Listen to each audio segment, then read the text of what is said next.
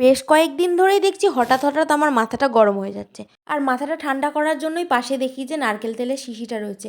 ভালো করে এক গাদা মাথায় তেল দিয়ে নিলাম যাতে মাথাটা একদম ঠান্ডা ঠান্ডা কুলকুল থাকে। আমাদের ঠাম্মা দিদারা সবসময় বলতো মাথায় তেল দিবি তাহলে মাথা ঠান্ডা থাকবে, চুল ভালো হবে। তো কার কথা কে শোনে, আমরা তো একদমই তেল দিতে পছন্দ করি না। তেল দেওয়ার পর যেই না চুল আঁচড়াতে গেলাম, আঁচড়াতে গিয়ে দেখি যে চুলের বেশিরভাগ অংশটাই পড়ে গিয়ে পুরো টাকলা হয়ে গেছি, সামনে পুরো টাকলা হয়ে গেছে। এতদিন তো চোখেই পড়েনি যেহেতু তেল দিতাম না, ফুরফুরে চুল ছিল।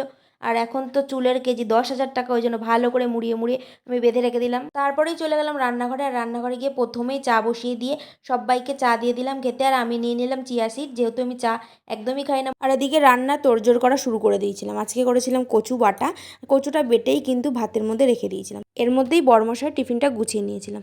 তো বরকে খাওয়িয়ে দাওয়িয়ে একদম অফিসে পাঠিয়ে দিয়ে কিন্তু আমি ঘরের কাজে লেগে পড়েছিলাম। অনেকদিন ধরেই ভাবছিলাম যে জানালায় একটু একটু ঝুল পড়ে গেছে, ওগুলো পরিষ্কার করতে হবে। সেরকমই একটুও সময় পাচ্ছিলাম না, তো হাতে আজকে একটু সময় ছিল আর কাজে লেগে পড়লাম। প্রথমেই জানলাটা পরিষ্কার করে নিয়ে জানলাটা খুলে দিলাম। আর বাইরের দেখবে আলো বাতাস যদি ঘরে ঢোকে শরীরটাও ভালো লাগে, মনটাও ভালো থাকে। তো সেরকমই তারপরে সব ফার্নিচারগুলো পুছে নিলাম। কিছু পরিষ্কার করার পরে ঘরটাও ঝাঁট দিয়ে নিচ্ছিলাম। আর ঘর ঝাঁট দিতে দিতে দেখো আমার সব থেকে ফেভারিট কারেন্টটা ভেঙে যায় আর আমার মনটাও খারাপ হয়ে যায়। তারপরে সব কাজবাজ সেরে আমি চলে গেলাম স্নান করতে। আর স্নান টান করে এসেই আমার নিজের জন্য আজকে করেছিলাম ডালিয়া। তো ডালিয়াটা বসিয়ে দিয়েছিলাম। ডালিয়ার মধ্যে কয়েকটা সবজি কেটে দিয়েছিলাম আর নুন হলুদ ভালো করে দিয়ে একটুখানি জল দিয়ে প্রেসার কুকারটা ঢেকে দিলাম। একটা সিটি না পড়তে পড়তেই ডালিয়াটা তৈরি হয়ে গেল। সকাল দিয়ে তো প্রচণ্ড খাটাখাটনি হয়ে গেছে আর সেরকমভাবে কোনো কিছু খাওয়া হয়নি, তো তাড়াতাড়ি করে খেতে বসে পড়েছিলাম। খেয়ে একটা চকলেট খেয়ে ঘুমিয়ে পড়লাম।